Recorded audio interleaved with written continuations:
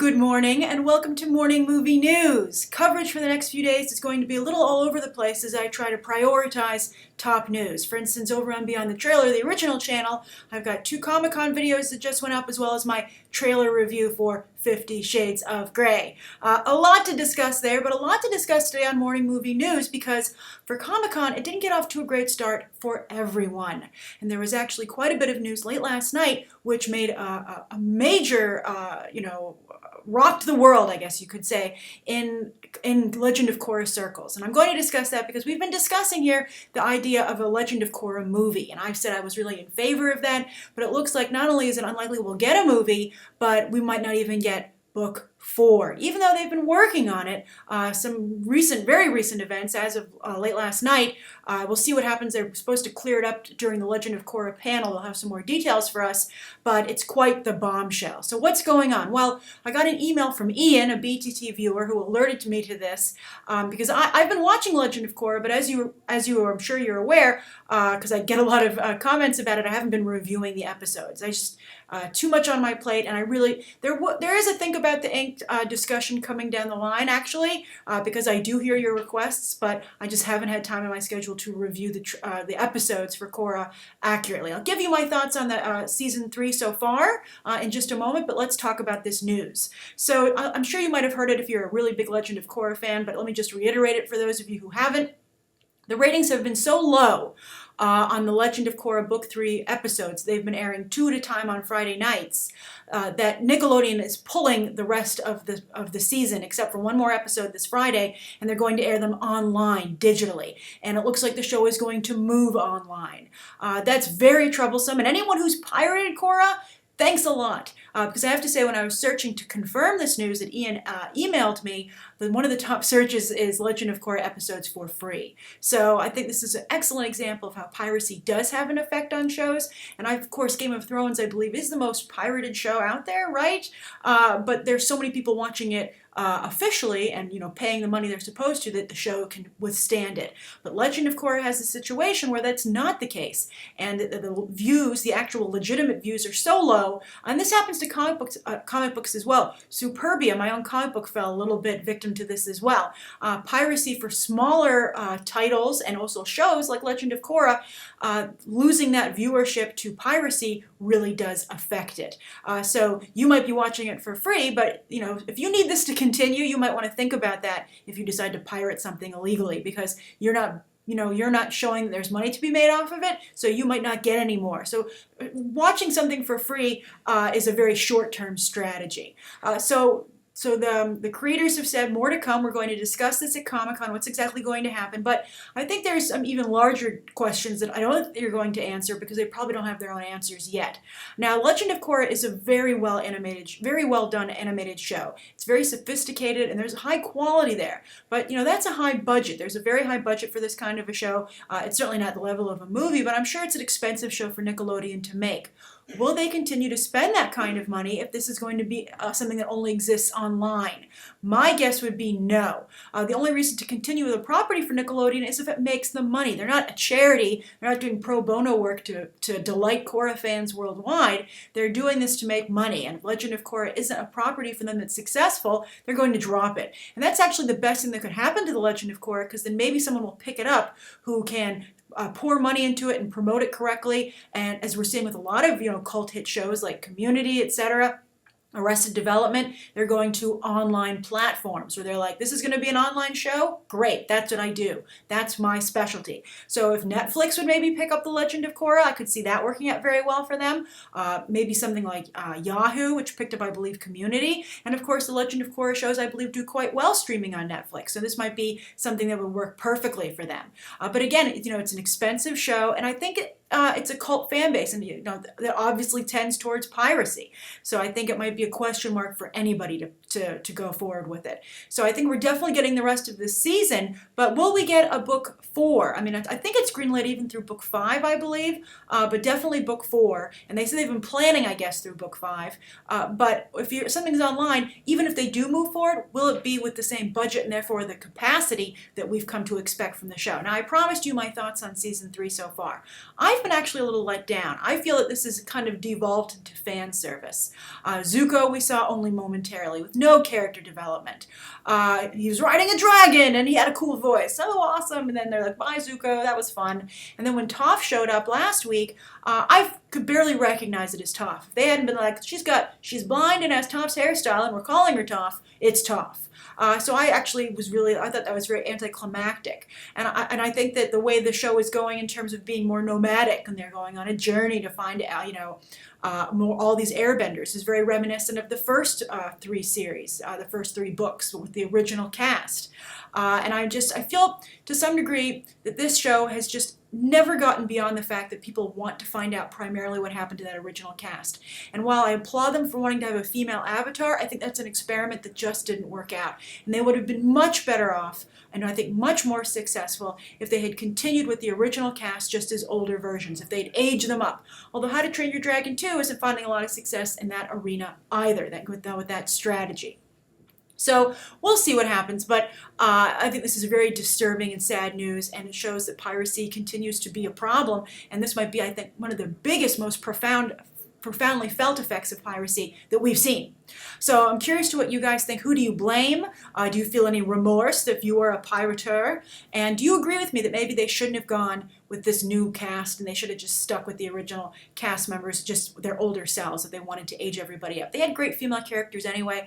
I don't think it was necessary. I do like the Vidal Sassoon gang, although one of them the leader shaved his head and totally ruined my name for them. They are very cool, but they've been sidelined, and I think that the show has an episodic feel rather than, I think, the more epic, iconic quality that it's been building towards, especially after Book 2, the ending of Book 2 with the first Avatar legend, and then Korra's big battle with the spirit world, which also seems to have some degree been dropped. The cast might also just be too unwieldy in its size. So that's the first story of the day. The second story is, Sony, talk about having web on its face. They had to really, have some embarrassing announcements going into the convention.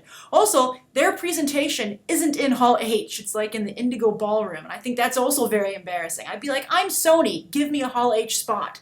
But they're going to try and go ahead anyway, and I'm very curious to see the kind of questions they get with this announcement, because they've moved The Amazing Spider-Man 3 back 2 years, from 2016 to 2018. They've also abandoned their Spider-Man 4 date because they don't know what's going to happen with that, and of course, just hours later, Marvel swooped in and picked that up as well. It was on May 4th, 2018. Of course, a very valuable date because that kicks off the summer movie season. It's before everybody's expectations are horribly lowered or disappointed, and Marvel has traditionally kicked off that, and Sony swooped in early and booked all those dates, so as you can see, Marvel is quickly picking them up. I'm sure all the other studios are kicking themselves for not jumping in there and just getting it. I actually feel like getting these dates and putting an untitled project there is a smarter move, rather than disappointing us and having to embarrass a property with a delay like this. So Sinister Six is still coming out in 2016, and I can't believe they would backburner Andrew Garfield for that long. So my theory is he's going to have to show up in the Sinister Six movie. A lot of people have been discussing that possibility, saying, what are you going to do with Spider-Man? Are the Sinister Six going to fight someone else?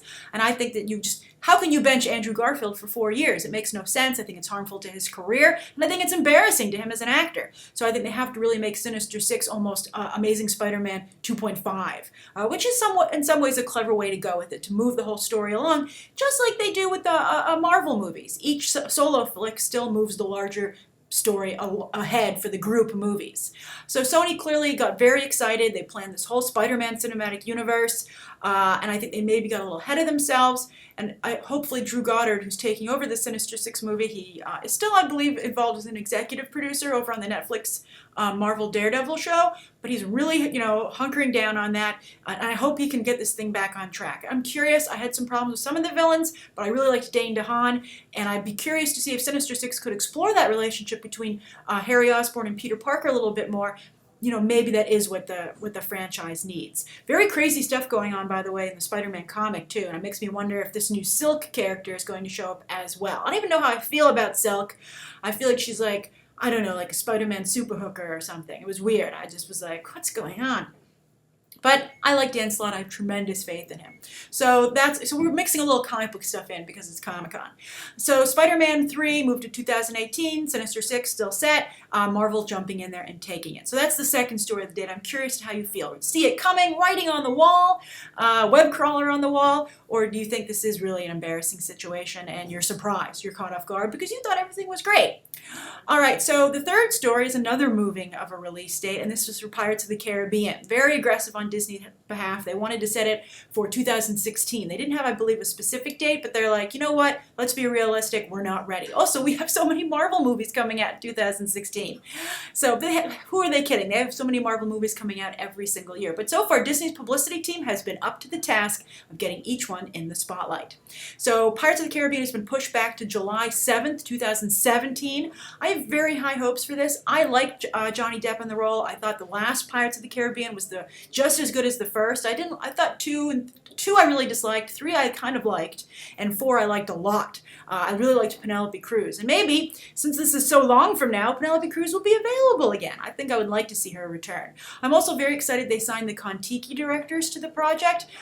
If you've not seen Kon-Tiki, I would definitely check it out on streaming, on demand, however you can get it. It's a very well done film, beautiful cinematography, great job capturing life at sea, both the dangers and the beauty of it, and I'm excited to see what they do with the property. So I still have a lot of faith in this, but to have to wait so long, that's 3 years out. You know, this is so far. Can franchises last this long? Or do you think maybe these breathers are important, and maybe this is something Marvel and DC should be considering when they have no breathers planned at all? All right, so those are the 3 stories of the day, and let's go to the viewer question. This was an interesting one. It's playing the speculation game, but we have a lot of announcements coming up, so before we get them, it's fun to speculate. So Ant's Movie Rants says, question, hello Grace, love your channel, and you have to pick my question because I'm the Joker, and you never skip the Joker. That's great. Okay, so Ant's Movie Rants, I complied, and your question is, true to form, DC question. Of course, what other question would the Joker ask? And so Ant's Movie Rant says, my question is, with DC possibly announcing a solo Wonder Woman movie at Comic-Con, what director do you think will be the best choice for it? Personally, I think David Yates, he says. He or she. I said, I feel like his style best fits the character. Your thoughts, and hope you pick my question. And 3 smiley faces. He really raised the stakes there. So Ant's Movie Rants, I think that David Yates, I respectfully disagree with you. I don't think David Yates really has a set style. I think he just kind of got out of the way of the Harry Potter movies and, you know, let them breathe and be what they were, and just kind of carried on what other directors had so successfully established. I think, for instance, Alfonso Cuarón had much more of his own fingerprints on his entry than Yates ever did. Now, Yates is busy with Tarzan. We'll see how that does. Strong female character there with Jane. But I would actually say I would like to see a strong male action director.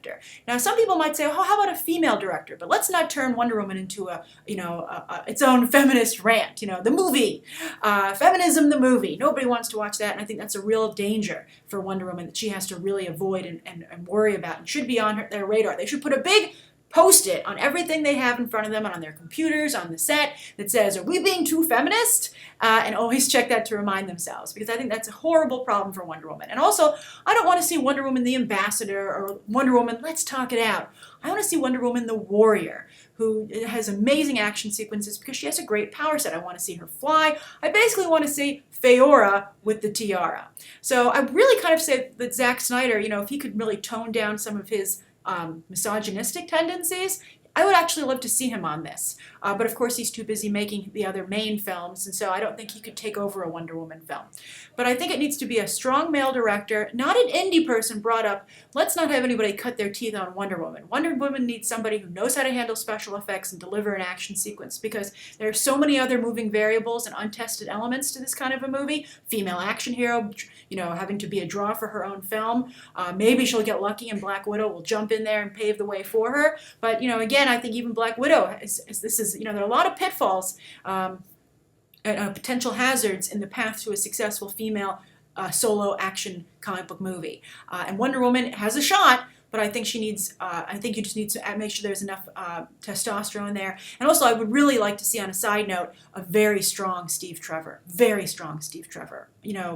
Really well handled, and someone that Wonder Woman interacts with a lot and is involved in those action sequences. Almost switching around the Captain America Black Widow relationship. If you could make Diana the Steve character, and then you could make Steve Trevor the S.H.I.E.L.D. agent, but in this case, Argus, I believe what they're calling it over at DC. I think that would be really effective. That's what I'd like to see. So I'm curious to what you guys want to see. We might just not get anything more than just we're making it, and we'll get more announcements for you later, because they don't even know how Gal Gadot is going to be received in the role. So anyway, that's today's morning movie news. Thank you for tuning in. Sorry it's a little late. Please write down below what you think of today's top 3 stories and the viewer question, anything you'd like to see covered tomorrow, and any questions that you might have. And don't forget to check out both here and Beyond here for morning movie news, and then head over to the original Beyond the Trailer channel for a whole bunch of news coming out over the next few days. Lots of coverage. All right, thanks for watching. Bye.